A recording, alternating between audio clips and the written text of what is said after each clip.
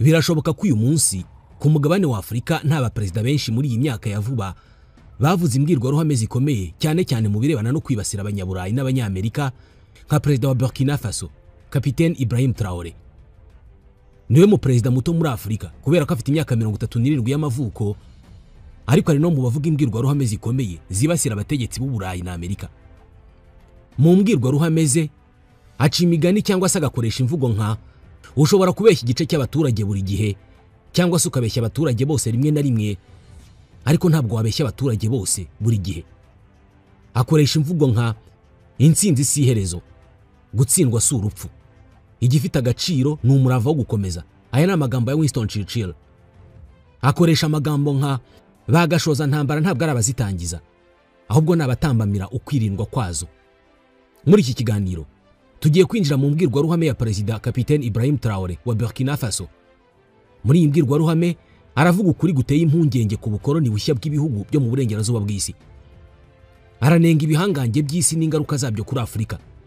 Ajya kure akagabanya ubwami bw'isi mu bice bitatu: ubwami bw'ikibi, ubwami bw'icyiza n'ubwami bw'abacakara. Kapiteni Traoré ahamagarira abanyafrika kugira imyumvire rusange no kurwanira ubwigenge.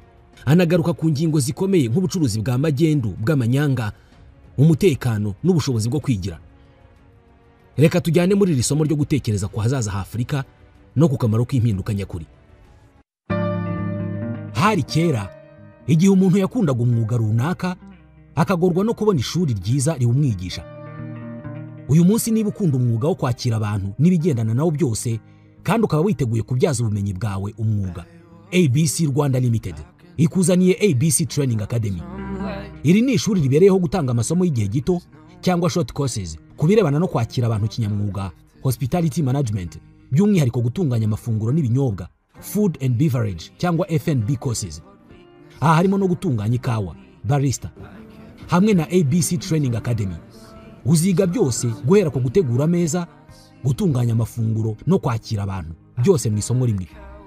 Kugira ngo duhuze na gahunda zawe, dutanga amasomo mu gitondo, nyuma ya saa sita, mu ijoro no mu mpera z'icyumweru, uhitamo hakoroheye. Naho ibyo bidahagije, dutanga imenyereza mwuga cyangwa se internship, kandi tugafasha abo twigishije kubona akazi nyuma yo kurangiza amasomo. ABC Training Academy ikorera mu mujyi wa Kigali munsi ya Nosken hafi ya AB Bank Nyarugenge. Duhamagare kuri 07 81 16 07 12 cyangwa 07 94 94 32 39.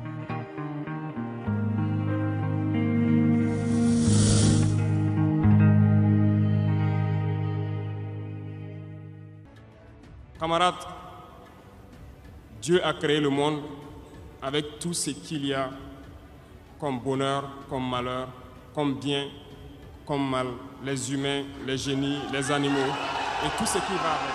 Bagenzi banjye barwana shyaka, Imana yaremye isi n'ibiriho byose birimo ibyishimo, ibibazo, ibyiza, ibibi, abantu, intiti, inyamaswa n'ibindi byose biyiriho. Ariko twebwe abantu twahisemo guhindura iyi si ikindi kintu. Ku bakoroni n'abambari babo bafite imyumvire yabo yihariye y'isi, niyo ngiye kubasobanurira. Kuri bo isi bayifata nka mpande eshatu, triangle. Muzasanga mpande eshatu mu bimenyetso byabo byinshi. Wenda ntimubisobanukirwa, ariko kuri bo isi bayifata nka mpande eshatu. Ku gasongero k'iyo mpande eshatu hariho ubwami bw'icyiza, kandi ubwami bw'icyiza nibo bakwiye iterambere, nibo bakwiye ibyiza byose, nibo bakwiye uburenganzira ku byishimo byose byo kuri iyi si, nibo bemerewe ubutunzi bwose, nibo bafite ububasha bwo gutegeka uko isi ikwiye kuba imeze, nibo bagena uko abantu bakwiye kubaho, bagashyiraho amahame yabo. Niyo mpamvu mu gihe cy'ubukoroni cyangwa se mu gikorwa cyabo cyo kwigarurira isi, bageraga ku butaka bwacu bakavuga ngo barabuvumbuye, kandi bahadusanze twarahavukiye. Kuri bo twebwe turi inyamaswa, ntabwo turi abantu, ntacyo dufite nkabo. Batwitaga basangwa butaka, les indigènes, ariko bo bakiyita abantu. Uburenganzira bwose ni ubwabo, kandi kuri bo isi igomba kugendera ku mabwiriza yabo. Biroroshye kubyumva. Reka mbaho urugero. Uzareba amafilme yabo, bashyizeho gahunda yo gukwirakwiza imitekerereze yabo kugira ngo bimenyekane ko ari bo beza kurusha abandi. Nibo bagomba kugira byose, ntushobora kubihakana. Muri izo filime zabo uzahora ubona ababi akenshi ari Abarusiya, Abanyamerika y'Epfo cyangwa se abirabura, bagaragazwa nk'abagizi ba nabi, abacuruza ibiyobyabwenge, abamamyi, abacuruza abantu. Muzabona Abarabu bagaragazwa nk'abaterabwoba. Uko niko babona isi. Niyo ufashe urugero rw'ubukungu, ni bangahe muri twe batitaga ibicuruzwa by'Abashinwa ngo ni ibintu bibi kandi bidakomeye, bya fake, bikoze nabi? Uko niko twajyaga tubivuga. Ariko uyu munsi ndababwira ko twibeshyaga rwose, kubera ko Ubushinwa bufite ikoranabuhanga rigezweho ku rwego rwo hejuru. Kandi niho ibihugu byinshi bijya kugura ibicuruzwa maze bikabishyiraho ibirango byabyo, hanyuma bikabitugurisha nk'ahari ibyabo bwite. Mushobora kubyiboneraho muri hose. Abashoramari bacu bakora mu bwubatsi ntabwo bashobora kubihakana. Ibikoresho byabo byose muri iki gihe biva mu Bushinwa. Abakora ubwikorezi nabo nuko. Bari baratubeshye. Mu mezi 20 ashize twagenze isi yose dushaka inganda n'ibigo bikora ibikoresho, ariko twasanze ibikomera byose ari ibiva mu Bushinwa. Ariko kubera uburyo bakoresha itangazamakuru, batwigishije kwanga ibicuruzwa by'Abashinwa. Batwumvisha ko ibyiza byose bikomoka iwabo, nyamara siko biri. Reka dusubize amaso inyuma kugira ngo mumenye neza ibyo ndimo mvuga. Ndizera ko bamwe muri mwe muzafata umwanya mugasoma ku byerekeye abami b'Abarusiya, Abatsar, mugasoma iby'intambara z'Abamongol, ubwami bw'Abaperse, Abaturukiya, Abanya-Ottomani n'abandi. Muziga amateka yabo bose, muzumva impamvu isi imeze uko iri uyu munsi. Ku gasongero ka ya mpande eshatu navugaga, hari ubwami bubiri bukomeye. Ku ruhande rumwe hari ubwami bw'ikibi nk'uko babivuga, ku rundi ruhande hari ubwami bw'abacakara. Nguko uko babona isi. Ni bande bita ubwami bw'ikibi rero? Nabo navuze mbere, bya bihugu n'imico navuze ko mukwiye gusoma. Abami b'Abarusiya, abami b'Abaperse, Abaturke n'abandi. Niyo mpamvu nabasabye gusubiza amaso inyuma. Musoma amateka yabo, muzamenya impamvu babafata nk'ubwami bw'ikibi. Kuri bo, ubwami bw'ikibi bugomba kurwanywa no guhanagurwa ku isi. Kuri bo, ubwami bw'ikibi ni ishusho ya Satani. Bacengeje iyo myumvire mu baturage babo bakoresheje itangazamakuru ryabo. Reka mbaho urugero rugaragara. Nyuma y'intambara ya kabiri y'isi mu myaka y'1980, hariho gahunda ikomeye yo gusenya Uburusiya. Bashyizeho amayeri 3 akomeye cyangwa amacenga 3. Hari ku buyobozi bwa Perezida Gorbachev mu Burusiya na Perezida Ronald Reagan muri Leta Zunze Ubumwe za Amerika. Reka turebe ayo macenga 3. Icenga rya mbere bwari ubwumvikane na Arabia Saudite. Bagiye Riyadh basaba Arabia Saudite kugabanya igiciro cya petrole ku kagunguru, kikava ku $35 kikagera ku $7. Ibyo babikoze kugira ngo ubukungu bw'Uburusiya bugwe. Amayeri ya kabiri cyangwa icenga rya kabiri, ikibazo cya Afghanistan. Mwibuke abamvuga ni ba bantu baherutse kuva muri Afghanistan bavuga ko abatalibani ari babi cyane, nyamara bo ubwabo nibo baremye abatalibani. Perezida Ronald Reagan ubwe yakiriye abatalibani muri White House. CIA yabahaye intwaro harimo na za missile Stinger solaire kugira ngo barwanye Abarusiya muri Afghanistan. Ariko nyuma yaho bavuze ko babarwanya ngo ni abantu babi cyane. Icenga rya gatatu, Star Wars, ikinyoma gikomeye cyane. Iri cenga rya gatatu ryari projet IDS, Initiative de Défense Stratégique, izwi nka Star Wars. Muzige neza ayo mateka, muzamenye uko bashutse Perezida Gorbachev ngo atangize projet Paulus yahitanye burundu Uburusiya bwariho icyo gihe. Ubwo Uburusiya bwari bumaze kugwa, abo biyita ubwami bw'ikiza batangiye kwigarurira isi yose. Gusa haje kuzamuka Vladimir Putin n'itsinda rye, bagerageza kuzamura Uburusiya. Reba uko Iran imeze uyu munsi, yafatiwe ibihano byose bishoboka. Reba uko bafata ibindi bihugu bakoresheje itangazamakuru, bashobora gutuma ukunda cyangwa se ukanga igihugu runaka. N'abahanga mu itangazamakuru bakoresha inzira zose zishoboka kugira ngo bagene uko isi ibona ibintu. Reba intambara zibasiye isi yose uyu munsi, bahanze byose ku nyungu zabo bwite. Reka tuvuge ku bwami bw'abacakara. Kuri bo, ubwami bw'abacakara na Afurika n'ibihugu bimwe bya Amerika y'Amajyepfo. Mu bitekerezo byabo nk'uko nigeze kubivuga, Afurika ni iyabo, ubutaka bwacu ni ubwabo, ubukungu bwacu ni ubwabo. Ntibashobora kwemera ko abanyafurika bigenga cyangwa se bahangana nabo.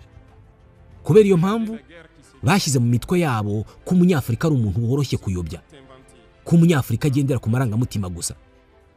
Buri gihe bazabona umunyafurika ugomba kurwanya mugenzi we. Bakoresheje itangazamakuru kugira ngo twange ubwoko bwacu, twange uruhu rwacu. Reka ntange urugero. Mu muco wacu no mu mico myinshi yo muri Burkina Faso, umubabaro wagaragazwaga n'ibara ry'ubururu. Iyo umugore yapfushaga umugabo, yambaraga ubururu mu gihe cy'icyunamo.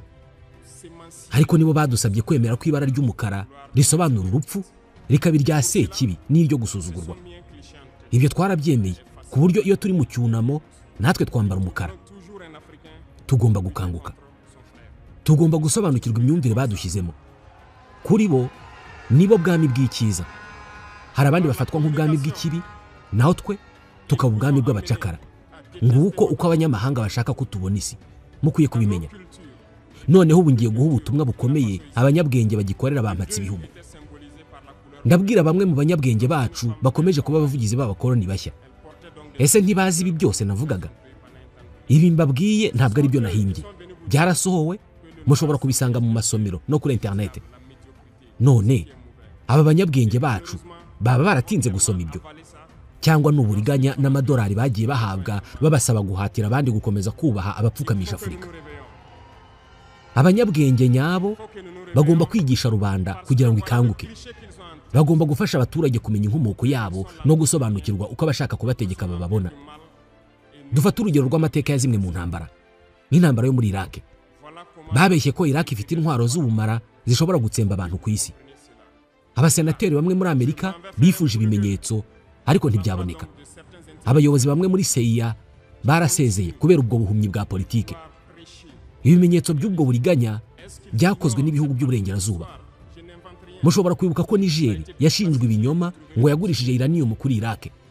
Nyuma ako gace k'ikinamico kageragejwe kongera gukoreshwa, bavuga ko Niger yagurishaga uranium mu buryo butemewe na Iran. Ibyo byose ni ibihimbano. Ni amayeri yakoreshwaga agikoreshwa n'ubu kugira ngo batsindagire ibyo bashaka ku isi. Twari tubizi kuva kera. Babeshye ku ntambara ya Iraq, nta kimenyetso cyari gihari. Amashyirahamwe mpuzamahanga n'umuryango w'abibumbye nyuma y'ubushishozi nta kimenyetso na kimwe babonye gifatika cy'izo ntwaro z'ubumara. Ariko bari bafite intego yo gusenya Iraq. Babigezeho. Bashinze leta ya Kiislamu nk'uko bigeze gushinga abatalibani mu myaka ya za 80. Nyuma baza kwigira nk'aho barwanya abo biremeye bo bwabo. Dukeneye gukanguka. Iyi mikino imaze igihe kirekire. Tugomba gukanguka, tugashishoza, tugaharanira hazaza hacu. Izi ntambara zatangijwe n'ibinyoma. Iraq ni ibinyoma. Syria ni ukuri kwahinduwe ubusa. Libya igihugu cyasenywe ku nyungu zabo. Ibi byose byarugungabanya amahoro y'isi ku nyungu zabo. Ubu rero hari ubushukanyi mu gace kacu. Ubu turimo kubibona mu karere kacu ka Sahel. Turimo kubona iterabwoba ryacuzwe kandi ryakwirakwijwe nabo. Buri gihe babona umwirabura bacengezamo amatwara, agafata intwaro, akarwanya umuvandimwe we. Nta kintu na kimwe cyahindutse. Muri twe huzuye abigurisha kubera amadolari. Bamwe barabashyigikira kubera gusa amadolari make babaha, bagahinduka abanzi b'igihugu cyabo, bakarwanya abavandimwe babo. Ibi bigomba guhagarara. Nashakaga kubanza gutanga ishusho rusange y'amateka y'isi kugira ngo mumenye uko bampatse ibihugu babona uko isi imeze. Ibi byose babyumvikanisha muri biriya bihimbano byabo by'amatsinda agenda afashe ya shusho ya mpande eshatu, triangle. Nyuma y'ibi mu gice cya kabiri ngiye gusobanura impamvu tugomba kurwanira urugamba. Reka mbaha agace gato k'amateka yo mu 2015. Mu mwaka wa 2015 i Tombouctou nagiye kuhakorera nshinzwe umutekano mu birebana no kugarura amahoro. Umunsi umwe turi muri patrouille twahuye n'abantu bari barimo bazenguruka iruhande rw'ahantu twari dutangiye kubungabunga umutekano. Muri bo umwe yarafite ukuboko kumwe gusa, bigaragara ko ukundi baguciye. Naramubwiye nti kuba muri hano ni bibi cyane, mushobora kwicwa. Yaransubije ati nta kibazo, ndashaka gupfa. Nagerageje kumva impamvu ye. Muri abo bantu bose hari abari bafite ibibazo byo mu mutwe. Hari n'abandi bari bameze nk'abantu basanzwe, ariko bose bashakaga gupfa kubera ibyo bari baranyuzemo mu gihe cy'iterabwoba. Uwo muntu yatangiye kumbwira inkuru ye ibabaje. Uyu mugabo wari ufite ukuboko kumwe yambwiye uko byagenze igihe abaterabwoba binjiraga i Tombouctou. ijoro rimwe abaterabwoba baraje bakomanga iwe, bashaka gufata umugore we ku ngufu imbere ye, arwanira kumurengera, birangira bagiye. Ariko ku munsi wakurikiyeho ibintu byafashe indi ntera. Baragarutse baramufata, bamujyana ku karubanda bamushinja ubujura, bamuca ukuboko, baramukubita bikabije, nyuma baramurekura asubira mu rugo. Ubuzima bw'umuryango we bwabaye igitambo. Umuhungu we w'imyaka 16 niwe wamufashaga kuvura uko kuboko kwe. Ariko abicanyi baje kugaruka, bamusanga mu rugo, bafata umugore we ku ngufu imbere y'umuhungu wabo, bahita banamutwara. Bamaze iminsi bafata umugore we ku ngufu kugeza ubwo yiyahuye. Uyu mugabo yarihebye. Umuhungu we ntabwo yigeze asubira kumubona, nawe ntiyabonaga impamvu yo gukomeza kubaho. Yifuzaga ko umusirikare uwo ari we wese yamurasa akamurangiza. Ibi ntabwo ari inkuru ye gusa, ni inkuru y'abantu benshi. Aya mateka dusaba kugira icyo dukora. Ntabwo tugomba guceceka, tugomba kwirwanaho. Imiryango myinshi yarasenyutse muri ubwo buryo nababwiraga. Abo ni abicanyi, ni abasambanyi, ni ibisambo, ni abacuruzi b'ibiyobyabwenge.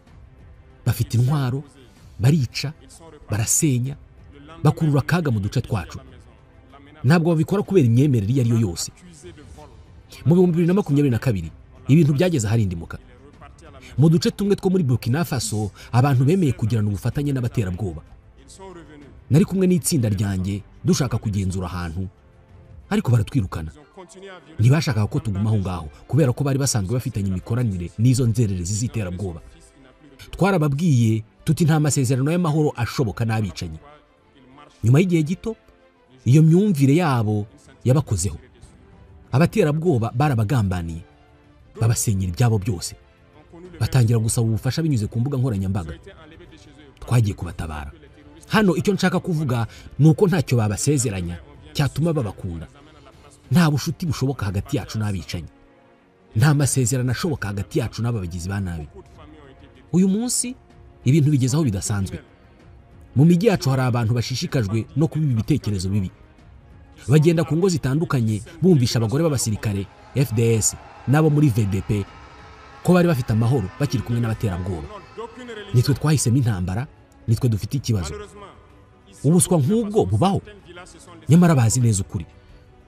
Turashaka kubamenyesha ko hari ibintu bibiri gusa bihari: kubarwanya cyangwa bo bakatumaraho. Abiyita bashaka ibiganiro n'amasezerano baba bigiza nkana. Intego y'abanyamahanga ni uko ibi bintu bidashira. Iyi terabwoba rikomeje, babona uburyo bwo gukomeza kudusahura. Abo bose bagenda batanga ibitekerezo nk'ibyo niba bihagarike. Barashaka gukina ku mugaragaro, ejo bazisanga nabo barwana nabo baterabwoba. Ntitugifite amahitamo, twahisemo kurwana kubera ko niyo nzira yonyine yo kugera ku bwigenge nyabwo. Twafashe umwanya wo gusesengura ibibazo bya Burkina Faso mu buryo bwimbitse. Ndahamya ko ikibazo gihari kandi gikomeye. Ububi bwacyo buragaragara neza. Twaragisesenguye kandi turacyakomeza kugisesengura. Hari byinshi byamaze kumenyekana, ariko haracyari byinshi byo kuvumbura. Turabyumva neza. Mu myaka myinshi ishize iyi myumvire mibi yabaye nk'utunyangingo tw'imibiri yacu, ariko tugomba kubisiba burundu, tukubaka Burkina Faso nshya. Igihe kirageze. Ngiye gutanga umurongo mugari mu bice bimwe na bimwe by'ingenzi, ariko ntabwo tuzagaragaza byose ku mugaragaro. Kubera iki tutabigaragaza? Bamenye ibisobanuro byose, bagashyiraho inzitizi, bagakora ibishoboka byose ngo batubuze kugera ku ntego. Mu rwego rw'umutekano n'ingabo twahisemo ikintu kimwe: tuzarwana. Birashoboka ko muri iyi myaka ya vuba atari abayobozi benshi b'ibihugu bya Afurika bavuze imbwirwaruhame nk'izi zibasira Uburayi na Amerika. Mu biganiro byacu tuzakomeza kubagezaho imbwirwaruhame nk'izi. Et pouvoir construire un Burkina nouveau. Voilà pourquoi dans la troisième phase de mon propos, je m'en vais donc donner des lignes directrices